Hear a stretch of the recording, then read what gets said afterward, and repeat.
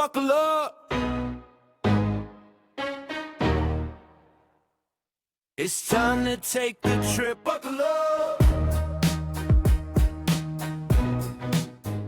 You're listening to the Take the Trip podcast, where you'll find real talk and zero filter. I'm your host, Kendra Fogarty, and for today's solo episode, I am here with my husband, Bill. Welcome to the show, Bill. Howdy. Yeah, so Bill has a very essential role in the podcast, and that's usually tending to the children while we're recording. But today we're hoping that the ice cream bribe does its job well enough and that we're able to share an interesting story with you all today. So we wanted to talk about a very bizarre story from one of our camping trips. This is not a typical experience for anyone that is not an RVer. So if you're not an RVer, don't let this freak you out. This was the only time anything like this has ever happened before, and hopefully the last. But we did want to share what happened. And then after we tell you about it, we're going to tell you some advice that we got from a really interesting corner of the internet. All right, so Bill, can you tell us a little bit about where we were and what was going on then? All right. So we're heading north from Florida. We get into Charleston. It's beautiful. Nice RV park. We got to pick our own site. So we pick a site next to, look like a seasonal. They were well set up, nice RV. And it was a back-end site, real large. We get set up. The neighbor is super friendly, probably a guy in his 50s, and starts talking to me, telling me about the marathon that's coming through, how to avoid traffic, restaurants to go to, things to see. Anyway, super nice guy. And, things were going really well. Yeah, so the Southern hospitality vibes were strong, right? So things are great. They're out there and it's the evening. They're having a fun time. There's music. There's a gathering. There's also a bunch of dogs running around because they had it fenced in and they're barking and carrying on. It was interesting, but it was fine. But then quiet hours come and then quiet hours go. I gave them an hour grace period. But then at a certain point, it's midnight and it's very challenging to sleep. They're right next to my kids' slide, not going super well.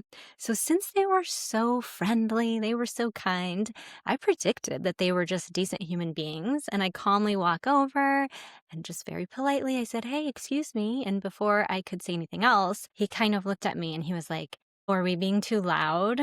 Just totally mocking me. So I was kind of surprised, but I was like, okay. And I just said, "Yeah, it's pretty loud. It's pretty late. We're just not able to sleep. Are you able to quiet down a little bit?" Very polite. I didn't yell at them or anything. Maybe that makes me Karen. However, I just, I need my kids to have a good night's rest and I need to have a good night's rest. And I felt like midnight was an acceptable time to ask someone to quiet down. So they kind of basically ignored me. It was a really awkward interaction. And then I heard him tell the people he was with, he was like, "They're leaving tomorrow anyways." And then they just kind of continued on, but they did kind of quiet down a little bit. So it was just kind of rude and surprising, but we were just whatever. So we just moved on, went to sleep, and it was fine. But then the next day rolled around.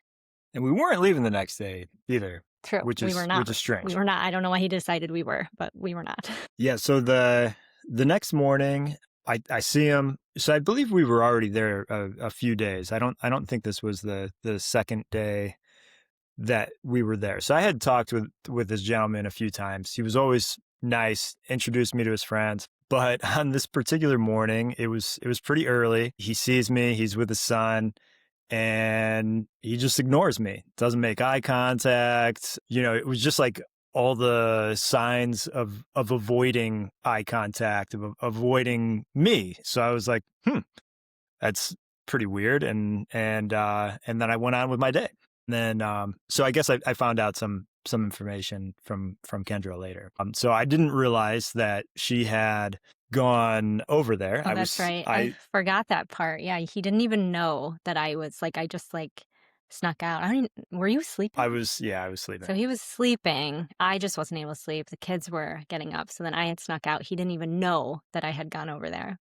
Right. So I had no idea why the guy was avoiding me. And then Kendra tells me probably a few hours later, "Hey, this is what happened. The neighbors were loud." I had no idea. I slept through the whole thing. So well, that explains it.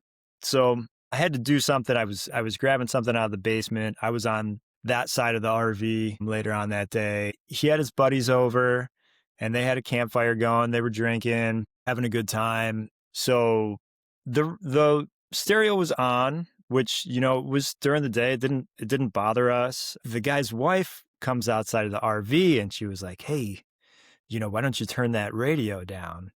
And he was kind of just like, "Screw them." And he turns the radio up real loud. And so that was weird, but whatever, I went about my business. Then hear them start talking and they're talking about jumping me. Like it was like 3-4 guys, and they were like older guys, and then the son, who was probably in his 30s. Yeah, they're talking about fighting me, saying, "I think we could take them," making all these comments, which I just kept on doing what I needed to do over there. I even waved at him. The guy waved back, but they were just passively aggressive, just making comments like that, saying that I smelled like a city boy, making all sorts of bizarre comments. I do wonder what a city boy smells like.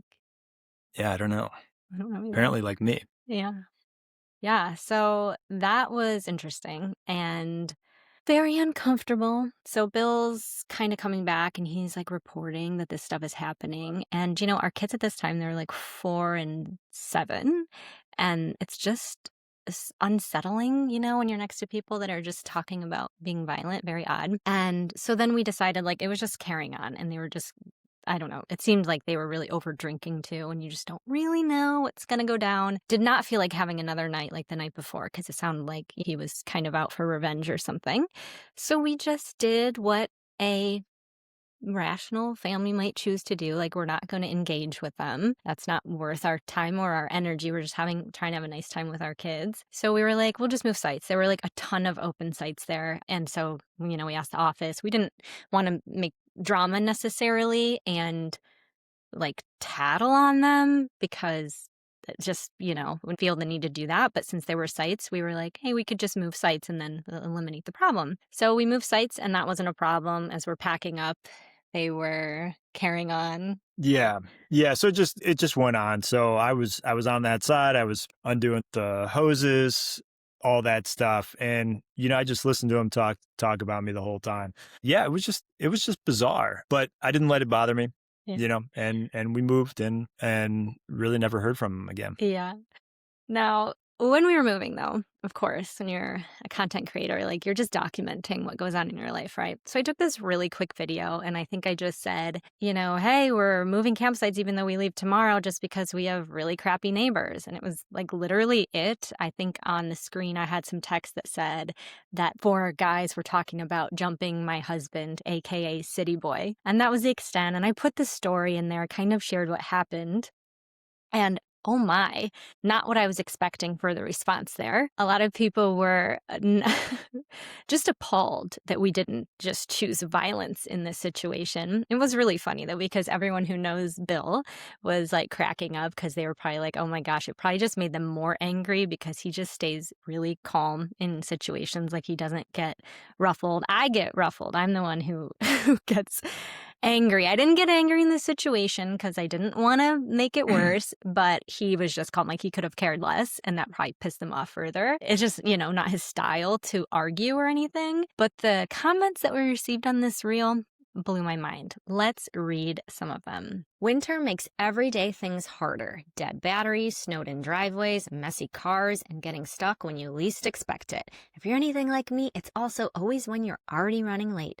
That's why this episode is brought to you in part by eTrailer, because winter has a way of keeping us on our toes. Even when we try to snowbird, it always seems to find us somewhere, at least for a few days. So whether you're gearing up for winter or you're dealing with it as it comes, eTrailer helps keep you on the road with gear like tire chains, battery chargers, floor mats, and recovery equipment you can trust.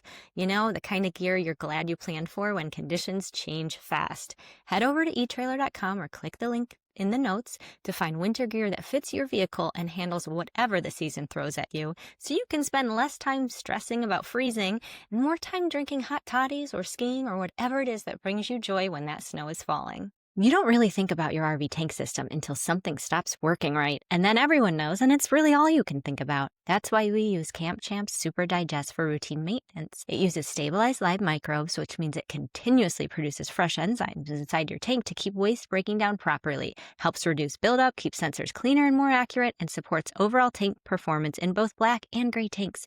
I won't share the video footage, but we were shocked to see how much was lurking in our gray tanks that Super Digest cleared out. Biodegradable, safe for seals, and incredibly easy to use. Use the code TAKETHETRIP for 25% off and give your tank the maintenance it actually needs to avoid those what the flush moments. Okay, so the first one. That's why I let everybody see me take all my guns out of my truck and put them into my trailer. Or if they want to talk shit, I walk out with my AR-15 and go, I don't know, I can't hear you. Were you saying something? Okay, so that's one approach to keep in mind. An interesting one. I don't know if that would have escalated the situation or not. Okay, and the next comment. I have the kind of presence and personality capable of persuading a neighbor to agree on a wind down time at which we can all sleep. Your fearful husband clearly doesn't. That was a fascinating one to me, really. Next one. 4 old men is easy work. They'd be the ones leaving in body bags. White smoke, baby. Yeah, so imagine if we just chose to just kill our neighbors. That would be a plot twist for sure. Definitely an option. Yeah, yeah.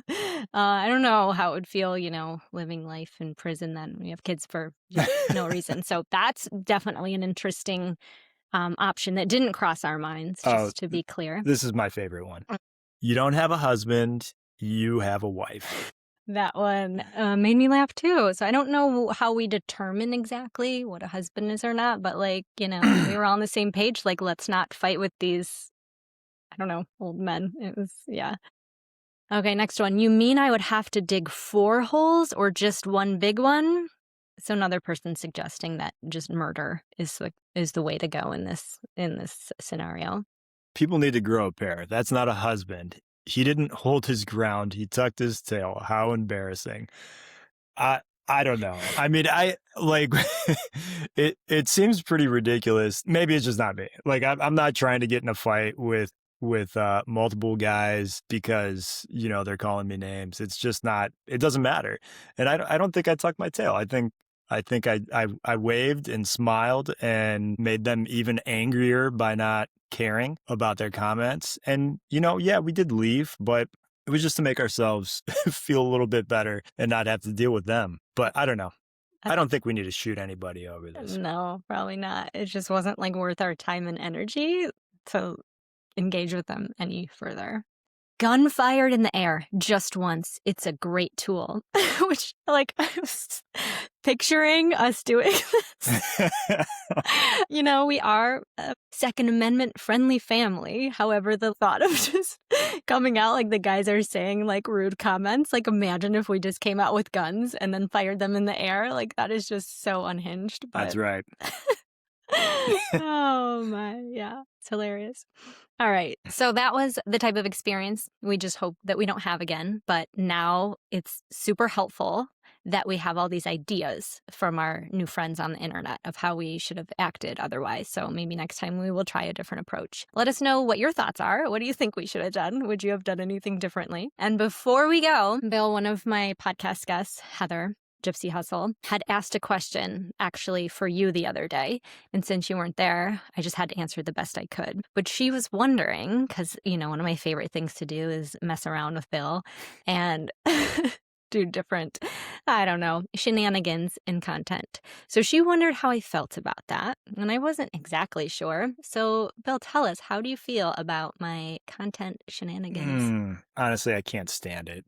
No, I'm joking. I mean, I think it's fun. It's I like it. A lot of people have seem to have a lot of opinions about me because of it, but I mean, I think it's hilarious. I don't let it bother me. And as far as the shenanigans, the jokes and stuff, it's fun.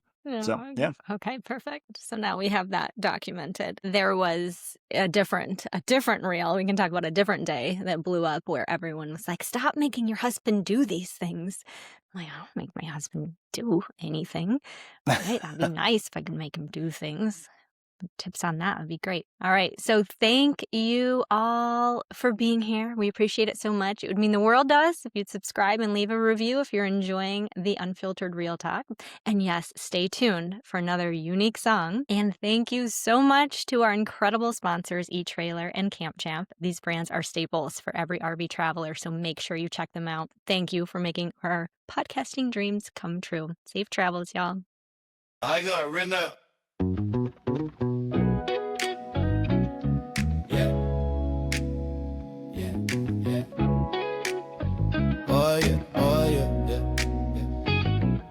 Put up to the trees, kids have a sleep. Cooler in the grass, weekend on repeat. Bill in the flip-flops, king of the grill. Sun on his neck, yeah, that city boy Bill. Neighbor got a speaker tryna rock the whole park. Kids need rest, it's getting too dark. Wife walks over like, can y'all chill? I got babies tryna dream, backing up Bill. Dudes puff chest, talking big, talking rough. Who you calling loud? Tryna act tough. I mumble about jumping in, I'm tryna get a thrill over bedtime stories in a city boy bill. City boy bitch tryna camp in peace. Got the marshmallows out, tryna keep the vibe sweet. He ain't here to flex, he ain't here to kill. He gon' pack up the fam, that's my city boy bill. City boy bill, internet screaming fire. Talking about still like that makes it right. He chose family over pride, that's real, that's skill. Laughing in a RV, that's my city boy bill, yeah. Packed up the chair, slid the on and back. Kids in pajamas in the 4-seat pack. New sight, new view, same old chill. Card games, most flames, mama, daddy, bill. Online lawyers typing from the couch. Should've flashed some, show 'em who's the boss. They ain't seen the little faces by that windowsill. Holding on tight to their hero bill. He's like, I ain't proving I'm brave to some stranger, when my whole heart sleeping in a small trailer. Call him what you want, call him soft, call him chill, but he brought everybody home, that's my city boy. City boy Bill just tryna camp in peace. Got the marshmallows out, tryna keep the vibe sweet. He ain't here to flex, he ain't here to kill. He gon' pack up the fam, that's my city boy Bill. City boy Bill, internet screaming fire. Talking about still like that makes it right. He chose family over pride, that's real, that's skill. Laughing in the RV, that's my city boy Bill. Let him talk tough in the comment thread. Bill's too busy getting kids to bed. You can keep the drama, keep that thrill. We gon' keep the jokes and the peace with Bill, oh yeah. Oh yeah. City boy Bill's tryna camp in peace. Got the marshmallows out, tryna keep the vibe sweet. He ain't here to flex, he ain't here to kill. He gon' pack up the fam, that's my city boy Bill. City boy Bill, internet screaming fight. Talking about still like that makes it right. He chose family over pride, that's real, that's skill. World needs more homies like my city boy Bill.